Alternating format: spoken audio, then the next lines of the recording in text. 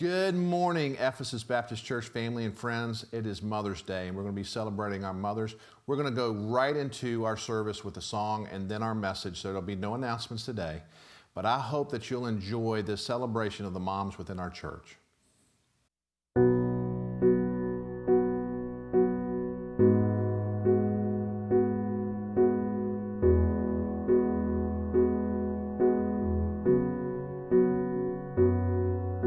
She gave me life, showed me what was right, taught me not to fight the battles that weren't worth the fight.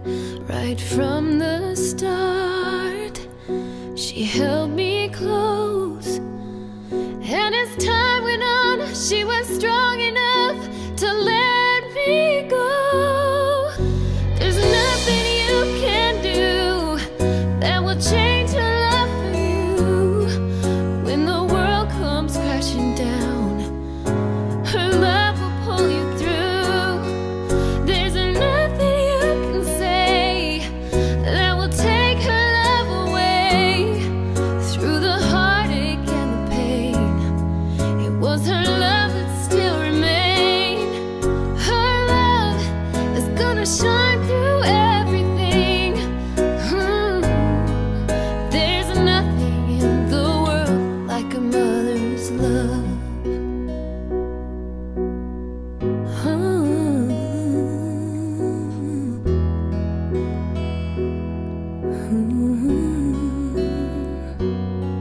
She filled every need, made my life complete.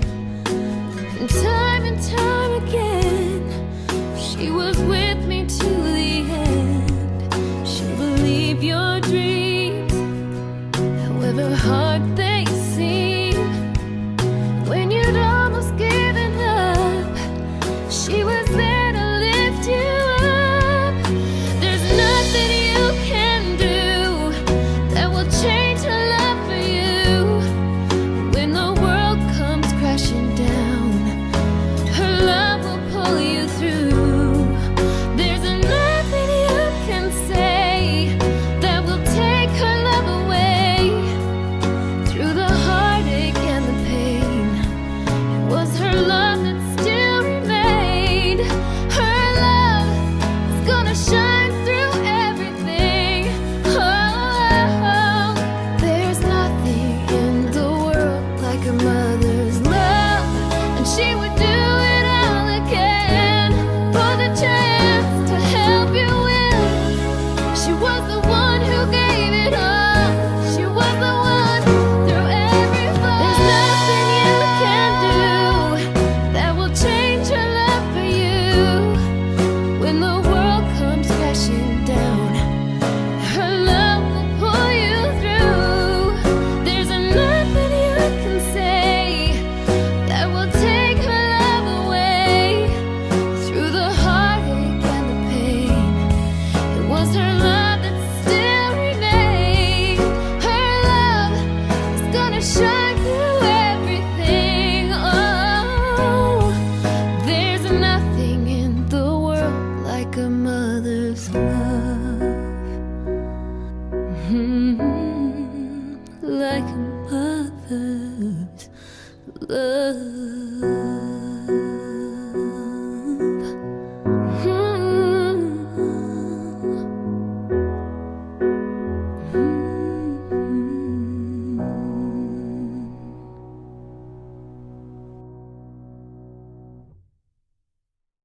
Tyler and Kristen, I want to congratulate you on this wonderful gift that you have received. Children are a gift from the Lord. And so I'm so happy for you. If I could come through this TV set and hug you, I'd do it. I'm excited for both of you. I want to share some myths about motherhood, because all of us that have ever been a mom will know there's people that sit on the sideline and tell us how to do it right, or you feel inadequate, or you feel like a horrible mom because you look at other kids and then you look at yours and go, oh my gosh, what in the world? But I want to share some myths with you that I think is very insightful. It said, somebody said that a child is carried in its mother's womb for 9 months. Somebody does not know that a child is carried in its mother's heart forever. Somebody says it takes about 6 weeks to get back to normal after you've had a baby. Somebody doesn't know once you're a mother, normal is history. Somebody said you learn how to be a mother by instinct. Somebody has never taken a 3-year-old shopping. Somebody said being a mother is boring. Somebody never rode in a car driven by a teenager with a driver's permit. Somebody said good mothers never raise their voices.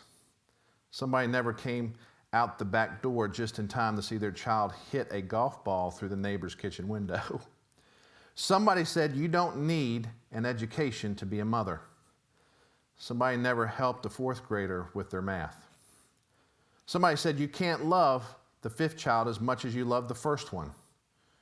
Somebody never had 5 children. Somebody said a mother can find all the answers to her child-rearing questions in books. Somebody never had a child stuff beans up their nose. Somebody said the hardest part of being a mother is labor and delivery. Somebody never watched her baby get on the school bus on the first day of kindergarten. Somebody said a mother can stop worrying after her child gets married. Somebody doesn't know that marriage adds a new son and daughter-in-law to the mother's heartstrings. Somebody said a mother's job is done when her last child leaves home. Somebody never had a grandchild. Somebody said your mother knows you love her, so you don't need to tell her. Somebody isn't a mother. And we live in a world that's shouting at us how we should be a mom or why you should be doing better and trying to coach from the sidelines. And just as we're celebrating Tyler and Kristen's child that they've been blessed with, and we need to be praying for them, there's some that are struggling with a greater pain of trying to become a mom. There's some struggling with, should I be working and do I have to go back to work? I'd rather stay home. Some of you are struggling because you've been locked in the house with your kids during this whole time. And it's a lot harder than you thought it would be. Some are struggling because your mom never really was a mom. And you didn't have a good role model to go by, and now you're a mom yourself. Mother's Day comes with a lot of feelings of joy and happiness, hurt and confusion, depending on who you are and where you are. The term mother doesn't simply mean parent. What I mean by that is just because you have a child doesn't make you a mother. That's like me saying, I've got a piano in my home, therefore I'm a pianist or a musician. No, mother is something much bigger than that. And we all know people who have had children that aren't mothers. We also know adults who haven't had children who are mothers. They're mothers to other people's children. The biblical term for mother, the Hebrew word is ameh, and it means the bond of the family. It's what signifies the strengthening and the holding and the bonding together. And let's just be honest, mothers, and I'm not just saying this because of Mother's Day, y'all hold the fort down. You usually take care of the bills and the things like that in the home. You wash the clothes, you cook the food, you take care of the meals, you pack the lunches, you make the dinners, you go to the grocery store, you keep the house clean, you're doing all these things, and it's the bond that keeps things together. When a kid comes home, the first word they usually yell is not dad, it's usually mom. And that's because of the place you hold in the home. I don't know if you've ever thought about this, but there's 2 events in the Bible where God partners with man to bring about life. The first is physical life, when a man and woman come together in that intimate relationship, and just as Tyler and Kristen had, this gift of a child is given, but it's given from the Lord, but man takes part in that. God has final say, if you will, but man takes part in that. That's why it says, behold, the children are a heritage from the Lord. And when the first child was born, it says, I have acquired a man from the Lord. Psalm 139 says, for you were formed, talking about God, says, for you formed my inward parts. You covered me in my mother's womb. I will praise you, for I'm fearfully and wonderfully made. And so God and man come together to bring about physical life, but it's also true about spiritual life. God comes in and partners with man. Man shares the gospel. God does the spiritual work. He's the one that draws men to himself, convicts of sin, convicts of righteousness. And there's a relationship there, because without a preacher, how will they know? If we don't take the gospel out, how will they know? And yet it's God doing a work. It's a partnership, just like with the physical life, to bring about a spiritual life. And moms, you're the only person on the planet that can do both. You can bring in physical life into the world. You can lead your children to come to know the Lord and give them spiritual life as well. That's part of God's purpose. It says in Malachi 2:15, but did he not make them one, talking about a man and a woman, having a remnant of the Spirit? And why one? He seeks godly offspring. God's design is that all people will have true life, and not just physical life, but true life, a spiritual life. And so from the very beginning, we see this. We see in the world there's people that have physical life, but they don't have spiritual life. They're very, what we call at our church, very man-centered. It's about them. They talk about what they do and how good they are and what they're doing and how they spend their money and how they do this and how they do that. They seek glory for themselves. They seek purpose in and of themselves. And however, they're living all this life, and yet they're lacking peace, they're lacking purpose. They're moving from one thing to another, trying to fill a void they can't really understand. Even though God has said, I've placed eternity in the hearts of men, they're trying to fill that with the things of this world. They're always falling short. They're always empty. They're always struggling. They're always just an emotional upheaval because they don't have this spiritual life. That's why they go from one cause to another, because they know there's a purpose. They just don't know what their purpose is. And then there's those that are physically alive and spiritually alive, who recognize that life isn't about them. It's about connecting with God and connecting with others, about loving God and loving others. And they give their life for others, and they do have this peace. I'm not talking about they don't struggle and they don't suffer and they don't have hardships, but they have an anchor that they hold on to during that time that keeps them riding the course. Moms, you are the ones that both impart physical and spiritual life. Theodore Roosevelt put it this way: when all is said, it is the mother, and the mother only, who is a better citizen than the soldier who fights for this country. The successful mother, the mother who does her part in rearing and training aright the boys and girls who are to be the men and women of the next generation, is of greater use to the community and occupies, if she only would realize it, a more honorable as well as more important position than any man in it. The mother is the one supreme asset of national life. She is more important by far than the successful statesman or businessman or artist or scientist.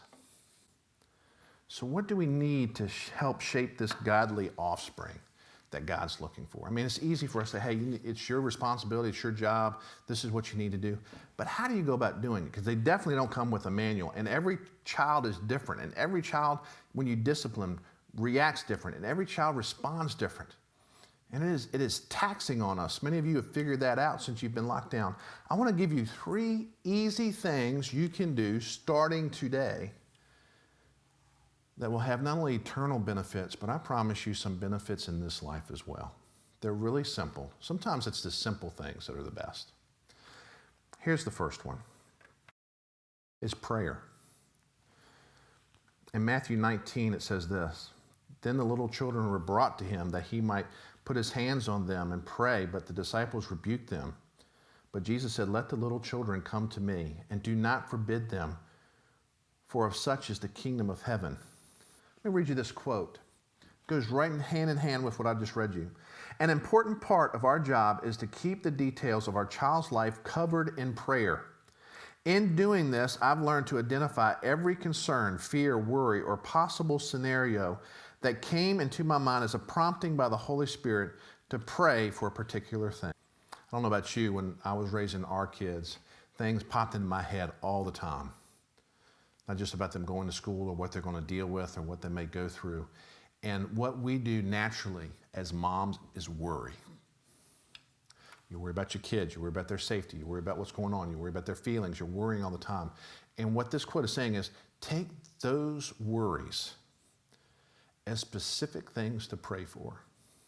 I remember as a father hearing this, and I knew it was the boy coming to get my girl. And that's where you scare the dirt out of them and come with a gun on your hip and tell them that the last boy disappeared, and you do all that because you're trying to control the situation. And what this quote is saying and what Jesus is saying is, bring them to me. Pray about that. Pray about the guy they're going out with. Pray for their protection. Pray for their emotional protection. Pray for their purity. Pray for all those things. Listen, when Moses was in the basket floating on the Nile, I guarantee you that mom was praying for her son. And when Daniel and his friends were taken away from their parents and taken into exile, I bet you Daniel's mom was praying for him every day. Mary prayed for her son. I remember when Nikki was going away to JMU and we began to pray for her. We prayed for her roommate. We prayed for her school. We prayed for everything we could think of. And we should be bringing our children every day before Jesus. See, we usually pray when something bad happens. I hope we're praying intentionally ahead of time. Let me share some things with you. This is the parents' prayer. This was something that was given to us when Nikki went to school. And Monday, you pray that your child will come to know and understand and connect with God. Tuesday, you pray they will learn to walk with the Lord.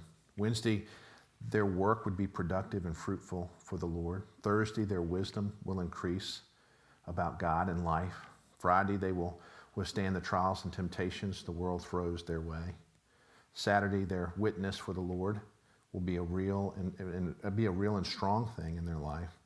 And Sunday, that their worship with the Lord will be powerful that Sunday morning as they go to church. Colossians 1:9-11 says, "For this reason we also, since the day we heard it, do not cease to pray for you." And so we need to bring our children every day before the Lord and pray for them. And so moms, that's something we can do every day. I have yet to meet a mom that prayed faithfully for her children that didn't see the fruits of that down the road. And that's something we can start today. The second one is this: instruction. Proverbs 22:6 says, "Train up a child in the way he should go, and even when he is old, he will not depart from it." When I first heard that verse, what I thought was that if you bring a child to church and Sunday school and all these things, you train him up, he won't leave the faith. Well, that's not true. Some of the greatest atheists in history were brought up in church, memorized books of the Bible, and did all those things. What this is talking about is train up in the child the way he's bent, the way that he's designed, in the way that he should go. Every child is different. Some are tender and sensitive. Some are challenging and firm. Some are driven. Some are a little introverted. Every child's different. They're bent a certain way, and God's saying, train them up in the way I've made them, and they're not going to depart from it. But let me give you the best way to train your child.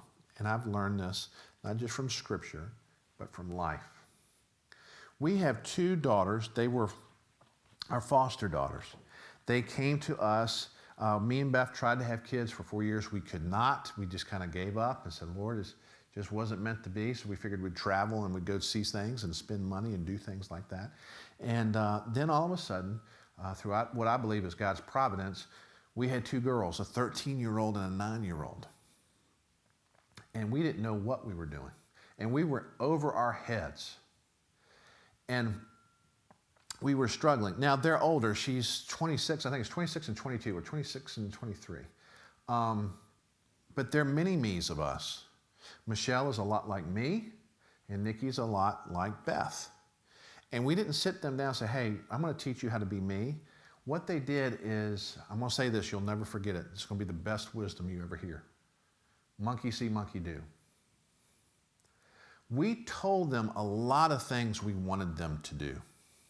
We instructed them verbally with a lot of things we expected. They picked up and imitated and modeled what they saw. And so even now, Nikki and her fiance are doing things that me and Beth did. And I'm thankful they picked that up, but they also picked up some of my bad traits. So what I'm trying to say is this: if you're a yeller and you like to yell, don't be shocked when your kid starts yelling back at you. If you're defiant, Don't be shocked if your children will be defiant. If you're a rule breaker, why in the world are you shocked that your teenager's a rule breaker? Monkey see, monkey do. If you're polite, they'll be polite. If you have a strong work ethic, they'll have a strong work ethic. They pick up what they see. And so, moms, I want to encourage you in your life to live out your life well before your children, because they are going to imitate what they admire, and they admire you. That's true of you too, Dad. The last one is consecration or dedication. Now, what do I mean by that? Let me read you from 1 Samuel chapter 1. It says, "Then they rose early in the morning and worshiped before the Lord, and returned and came home at Ramah. And Elkanah knew Hannah his wife, and the Lord remembered her. And so it came to pass in the process of time that Hannah conceived and bore a son. And they called his name Samuel, saying, because I have asked for him from the Lord. Now the man Elkanah and all of his house went up to offer to the Lord a yearly sacrifice and his vow. But Hannah did not go up, for she said to her husband, not until this child is weaned, then I will take him, that he may appear before the Lord and remain there forever. And what she's talking about is she's going to take him to the temple where Eli was and leave him there to be commissioned to the Lord, to be consecrated, to be committed to his way of life. And Samuel will rise up and become one of the great prophets during the time of Israel's history. Let me ask you a question. What have you devoted your purpose and devoted your life to in the raising of your child? And what I mean by that is this. Is it I want them to be happy, and so you just bend over backwards, not to be your child's parent, but to be their friend and make them happy? Is that what you're consecrating them to happiness? Is it about being popular and good? I want them to socially reflect well for me and don't want them to embarrass me, and I want them to be popular with the popular kids. And the reason I'm asking this is I'm asking this question, why? How about this one? I want them to have a good education so they can get a good job, so they can have a good security and make a lot of money, be independent, be self-sufficient. That's not a bad thing, but here's the question, why? Let me ask you another question. I want them to marry somebody who will love them and be true. I don't want them to make the same mistakes that I did. And the question again is why? Consecration is to devote to a purpose with all as if, with deep, solemn dedication, to devote totally to something. And I wonder, when I say consecration is, are we devoting that they come to know God and find out their purpose in their life? Listen, I want my kids to know God. Selfishly, I want to spend eternity with them. That's my selfish side of that. But more importantly, I know what God did for my life. And I know how he turned my life around. And I know how that he gave me a purpose. And I know that he did things for me. And I've seen him work in the affairs of men and in the affairs of my life. And I want them to experience that. I want them to see the goodness of God in both the bad and the good. When suffering comes and when hardship, he's there. And when blessings are there, he's there. And I want them to come to know him and walk with him. I think some of us are so consumed about our child getting the scholarship for football or a scholarship for baseball or getting the good government job so they can get retirement. And what happens if they gain the whole world and lose their soul? And moms, let me tell you, the best gift you could give is to pray for them, live out your Christian life example in front of them, instruct them by the way you live, not just with your words. Susanna Wesley had 17 children, 17, like the Duggars. And she spent 1 hour each day with God alone in a room, praying for each one of them. And she prayed specifically that God would bring about a revival in England. And guess what? 2 of her sons did that. So where France went into this horrible revolution full of blood and murder and mayhem, England had a revival, and they were spared what the other nations were going through. Her sons changed the world. Even to this day, they're still impacting the world with their teaching and their hymns. There has to come a point in our life when we say, what is the purpose of being a mom?